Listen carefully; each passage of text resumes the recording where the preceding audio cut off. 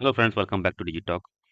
So in this session, I am going to give you a side-by-side comparison of WebLogic Server, WebSphere, and JBoss specifically in terms of few functionalities.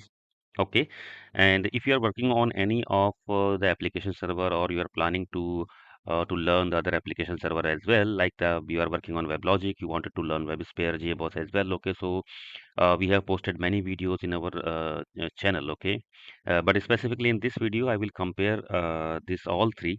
Okay, and that will give you some more information about from where you can start learning. Okay, so now if we start with the overall comparison of WebLogic, WebSphere, and JBoss. Okay, so Oracle WebLogic server is an application server from the Oracle.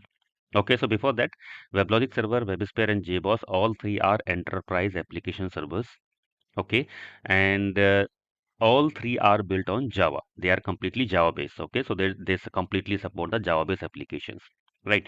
So WebLogic is an enterprise application server from Oracle, and WebSphere is an enterprise application server from IBM, and JBoss is an open source, which was earlier known as JBoss AS application server. Okay, and then later is what renamed as JBoss, and then open source version renamed as Wildfly. Okay, so currently the open source version of the JBoss is Wildfly, but the enterprise support of this particular JBoss is provided by the Red Hat. Okay, so they have their own versions of the JBoss, which is built on top of the free versions. Okay, that means the Red Hat version of the JBoss, which is called the EAP, Enterprise Application Server. Okay, it contains a lot of different features which you may not get in the open source JBoss. Okay, or even if you are going to get all those features in the open source JBoss as well. Okay, based on the open source term and conditions, licensing term and conditions, so you will not get a support of that one. So that means WebLogic and WebSphere are the completely proprietary software from the Oracle and IBM. JBoss is an open source. And if you want the enterprise support of that, if you are running it in production and you need the support, then you can reach to the Red Hat, okay, to get the support. So what is the meaning of support is that suppose that you are using open source version in your production, and if you encountered any issues, okay, which you are not able to solve, where you need some expert or the support of the experts, so you will not have a dedicated support where you can contact and which will help you to solve the problems. You have to go to the open source communities, and then you have to post your questions, and then you have to wait for the reply when someone from the contributor will respond on your queries. Okay, but if you need enterprise support, then you can buy the Red Hat JBoss EAP, okay, and you will get the complete end-to-end support, right? So that means in terms of the licensing, okay. So now because Oracle and the WebSphere and then WebLogic completely are the proprietary softwares, okay. So you need to buy the license, okay, from the Oracle for WebLogic and from the IBM for the WebSphere. But when we talk about the JBoss, so there is no licensing because this is an open source software. But if you are buying it from the Red Hat EAP, or you are buying the Red Hat EAP versions, then you have to pay for the support. Okay, for example, you may buy for the Red Hat EAP, okay, for 3 year support. So there would not be any licensing cost. It will be only the support cost for next 3 years. That means if you encounter any issues with the Red Hat EAP, they are going to help you on that. Okay, so you have to pay only the support cost, right? So this is in terms of the licensing. Now if I overall compare in terms of the functionalities like the installation configurations of the application servers, okay, so overall WebLogic is bit easier in comparison with the JBoss and WebSphere. Okay, it is in terms of the overall functionalities. Okay, there are multiple functionalities are there in each and every application server, but okay, but WebLogic is bit easier to understand and implement. Okay, but if you go to WebSphere and JBoss, it will be bit complex, okay, in comparison with the WebLogic. Okay, so now, so when I say that it is a bit easier, so that means overall, if you go for the installation, you go for the configuration, you go for the clustering, okay, you go for the upgrades, okay, so everything, each and everything will be bit easier here in comparison with the WebSphere and JBoss. Right. So this is all about the introduction to WebLogic, WebSphere, JBoss, and on the licensing. Okay, and then overall functionalities or comparison of the all three, like which is the bit easier, specifically in terms of the implementation and learning as well. Okay, if you are going to learn. Okay, so there are multiple reasons of that one, because there are a lot of features that has been incorporated in a different way in each and every application server. Like for example, as I said, JBoss is an open source software. Okay, so there all the configurations mostly are there in the configuration files. So a lot of subsystems that you need to configure manually in the configuration files. Okay, and then there are a lot of enhancement that is implemented in JBoss. Okay, every year or every couple of years. Okay, which completely change a particular subsystem. That means if you are working on a JBoss, but if some of the subsystem has been changed completely, you have to go and then you have to learn again and again. Okay, so enhancements are there in WebLogic as well. Okay, but the core features are not going to be changed. The core things are same. Base is almost same.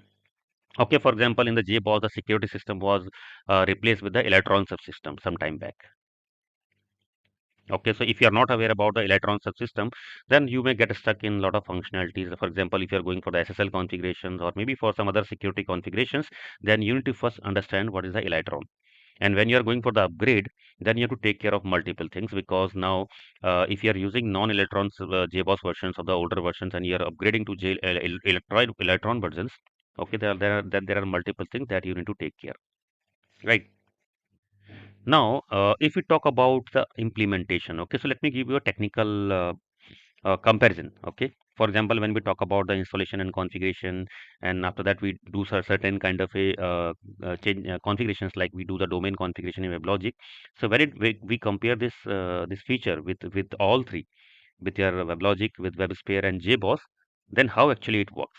Okay, so let me first talk about the WebLogic. So when you are going for the WebLogic, okay, so very first thing what we do, we install the WebLogic, right?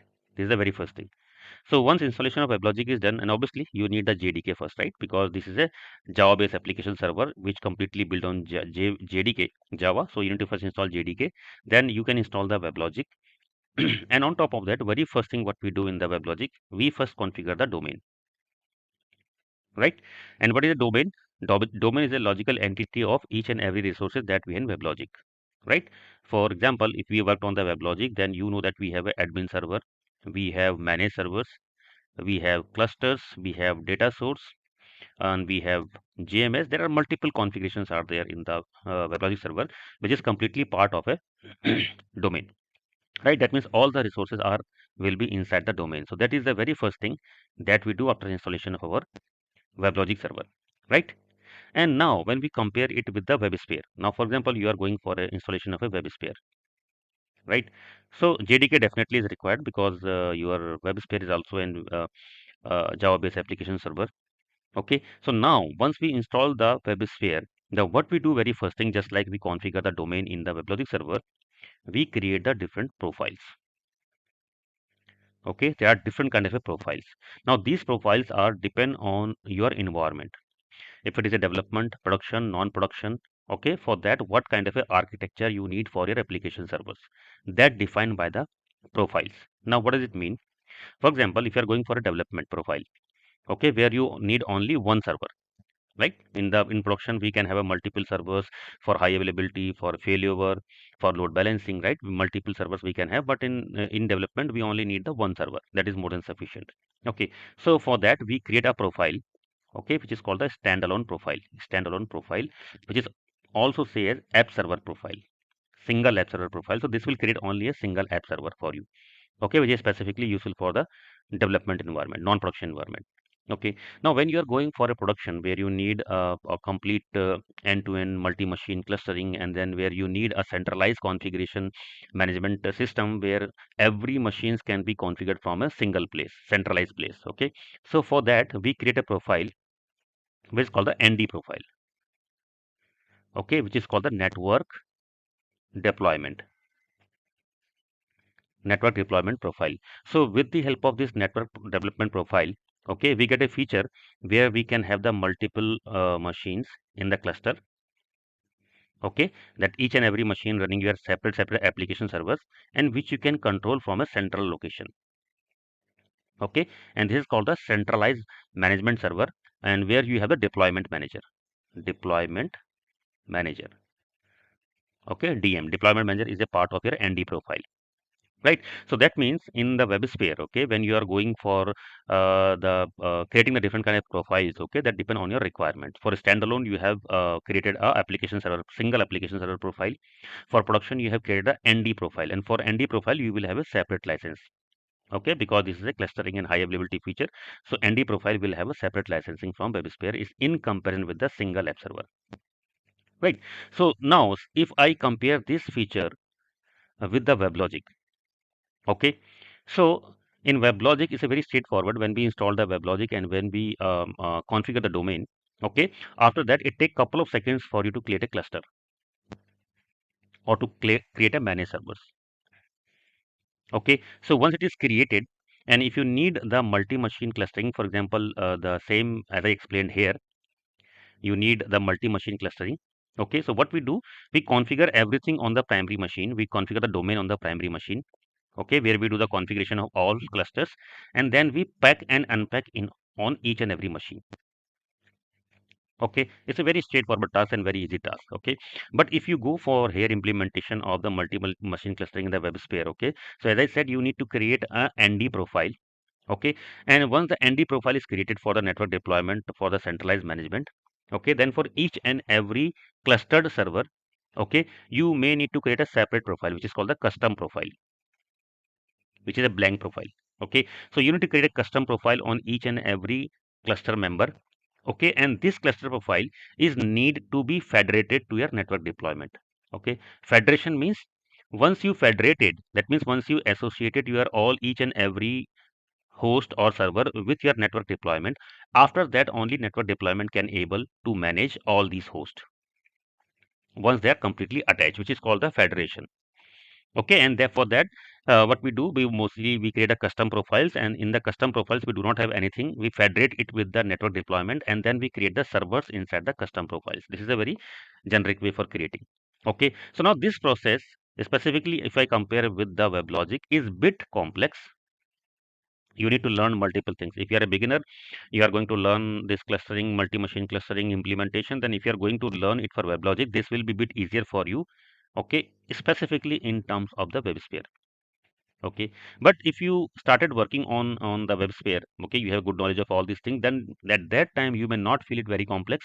But as a beginner, if you are a learner, then I would compare, then I would say that WebLogic is bit easier here, specifically in terms of these kind of a configurations. Okay, now let us talk about the JBoss.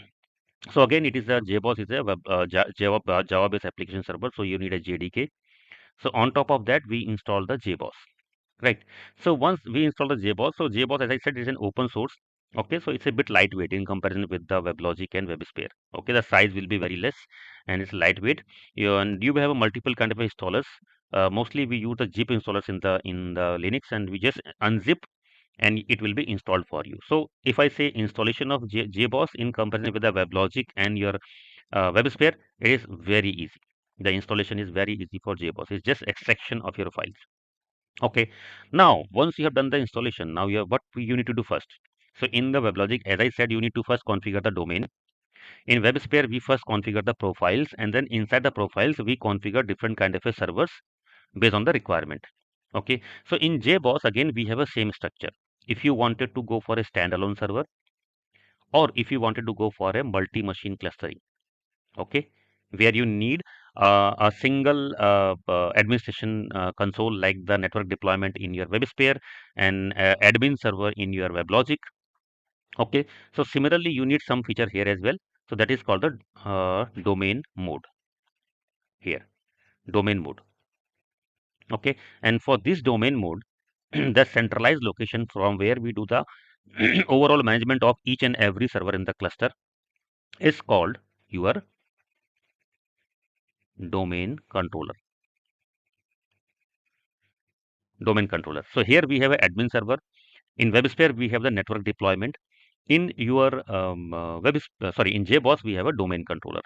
Okay, features as I discussed almost same. What I'm talking about here, you will have a multiple machines in the cluster. You need to manage all machines from a central location. If it is a your WebLogic server. Okay, so we call it the admin server from where we do the complete end-to-end management. If it is a WebSphere, then it is called the ND, network deployment, from where we do the centralized complete end-to-end management. When it is a JBoss, then it's called a domain controller. Okay, so if I compare now the configuration of the domain controller, okay, so here you need to do certain kind of a configuration changes in the configuration files. Okay, and for example, if I say that you will have two, let me open one new page. Okay, this will give you a better clarity. Now suppose that I am configuring the JBoss. Okay, so this is my node which is I'm referring as domain controller. It is a centralized location from where I'm going to manage multiple servers in the JBoss where my applications will be run. Suppose we have three. This is the JBoss server 1, this is JBoss server 2, and this is JBoss server 3. This is the domain controller. Okay, so in this kind of a configuration, if I compare it with a standalone where we have only one standalone JBoss server 1, only one. This is called the standalone, and this is again for your non-production environment, development, testing, etc. Okay, so here for we have a different kind of a features. Okay, for example, you need the high availability. For that, you need the clustering feature. You need the session replication, right? Along with that clustering session replication, you need the failover. You may need you're developing application the EJBs, okay, and you need the high transaction in a system. For that, you need a JTA. So that means in an application server, we have a multiple features, right? So in JBoss, to enable each and every feature, okay, you have different kind of a profiles here, which is referred as like the HA profile and then full HA profile. Okay, similarly, we have three, four, or five profiles are there. That means when we start the JBoss server, either in the clustering mode in a standalone, okay, so every server is associated with a profile. We have a different kind of a profiles, and these profiles define the functionalities of each and every server. Okay, now depend on the functionality that you want to use for the client or for the application, you need to select which profile you are going to enable for your servers. If suppose that you are not going to enable the HA profile, you are starting your JBoss without HA profile, which doesn't have the HA profile functionalities, then you will not able to do the clustering and session replication features for your JBoss, even in the domain controller mode, if you are not starting with the HA profile. Okay, so that means in JBoss, for different features that we have in an application server, you have a different kind of a profiles. Okay, for standalone mode, you will have a different profiles, and you will have a separate XML file for each and every profile. When we go to domain controller, so in that you will have a single domain.xml file. This domain.xml file has each and every profile entry. Okay, but there would be a separate profile as well. Only difference is that in every entry in a single file, in a standalone, for every entry or every feature, we have a different XML file. Okay, now if we talk about it with the WebLogic and WebSphere, okay, so you do not have this kind of a complexity where you have a multiple kind of a different XML profiles for each and every functionalities. You have to understand which functionality I need for my application servers or applications. Then you will have to understand each and every profile, what kind of a features are available in each and every profile, so that you can start your application server with the help of that particular profile. Now, when we talk about WebLogic and WebSphere, you don't need to worry about these kind of a profiles. Okay, all the features are already inbuilt in your WebLogic server or WebSphere. You install it and everything is installed. You just start using that one. Whatever the functionality you want, you can start using that one. You don't need to worry about all these profiles and the features of the profiles, the enabling of the profiles. So nothing is there. You don't need to worry about that one, right? So this is the comparison, and specifically in terms of the installation configurations and the high available filters features, where we discuss about basically on the clustering features. Okay, clustering features means we discuss about, let me write it again.